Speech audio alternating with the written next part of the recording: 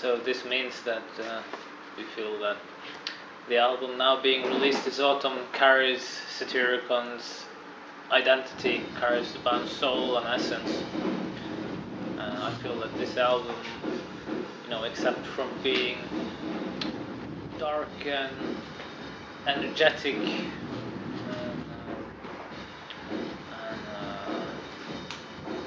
full of all that grimness and rawness that all Satyricon albums carry, this one also has a lot more dynamics and perhaps should we say autumnal colors in it. It's more varied than anything we've done before, and we feel that the album is more or less like a complete journey to the musical kingdom of Satyricon. And sometimes I say it's a musical through the musical kingdom of Satyricon, and basically that's the same thing. I think that this album sums up everything that the band is about, and up until now I think that the missing part in the puzzle that finally revealed itself to us with this album so that we could put it in place was that of dynamics. So hence, apart from being, the signature album of the band, I think it's the first album that shows Satyricon being more musical in a broader sense.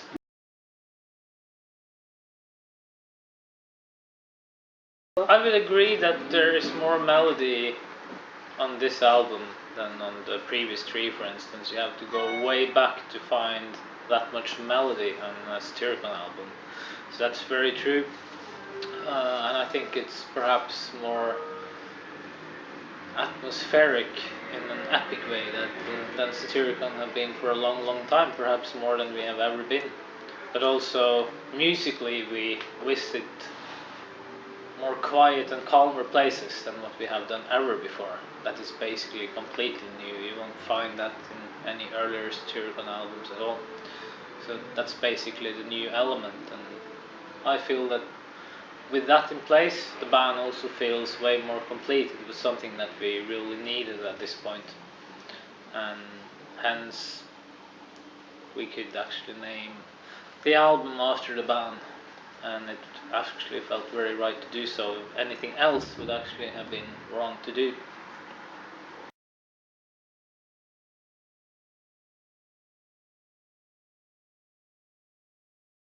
It was different, and it was truly hard and truly challenging.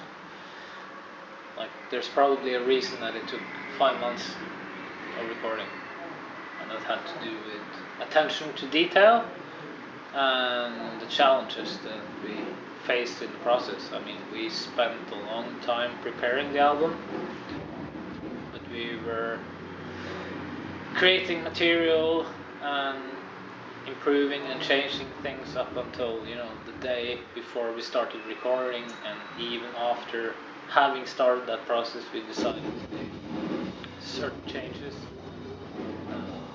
So it was absolutely very elaborate. But the thing was that in order just to create that perfect guitar sound that we felt the album needed, it was a matter of trying different guitars together with different amplifiers, and positioning the microphones in different ways, etc. All these very detail oriented, fine honing things, but all of them together made the album what it is. I guess that the reason for us being that particular and detail oriented was that we had decided that this album should be organic, it should live and breathe, and it should show us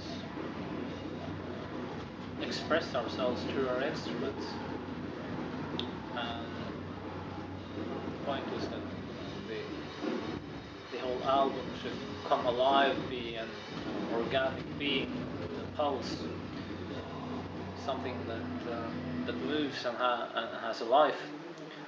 So during recording and in the mixing,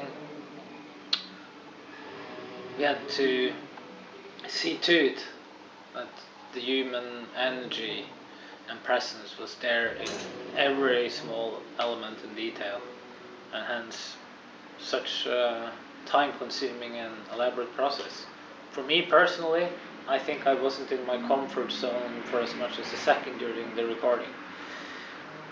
I had to push myself very hard to grow with the task, to bring more groove and dynamics into my play, and in order to bring those more low-key parts, because to begin with I'm a pretty violent and mechanical player, and I had to find something else and truly get in touch with it and express it in a way that suited the signature album. And for Satyr, I know he spent countless hours just finding the right sounds for every element that was to be included on the album.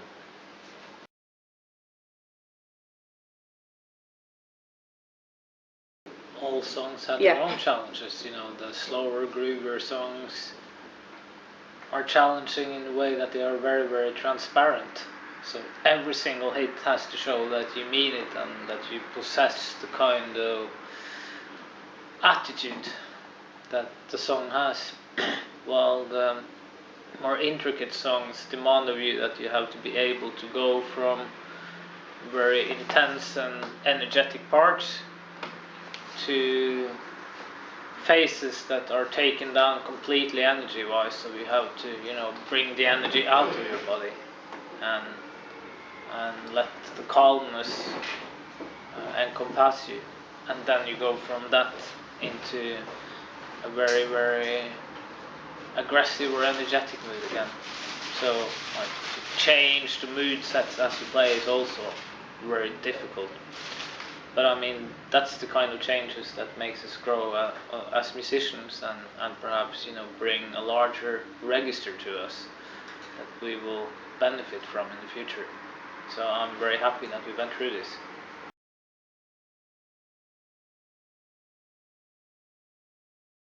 Yeah, that's one of those attitude songs. There's a lot of the genuine satirical spirit in it. It's also a song that, of course, has the obvious references to the old school black metal music that we ourselves are very fond of and where we basically come from musically. But it also has something very satirical-esque in a way. Both when making and developing and recording that song, it was all a matter of getting in touch with that attitude. We wanted it to be a bit dirty and sleazy, very, very dark and a little dangerous. And I'm very happy with the way it sounds, and every time we play that song live, for instance, we're gonna forget to see it. Necrohaven attitude that has to come to you, which is like extremely different from the aura of a song like Infinity of Time and Space. It's strange enough that they actually sound meaningful together on the same album, but that's exactly what they do.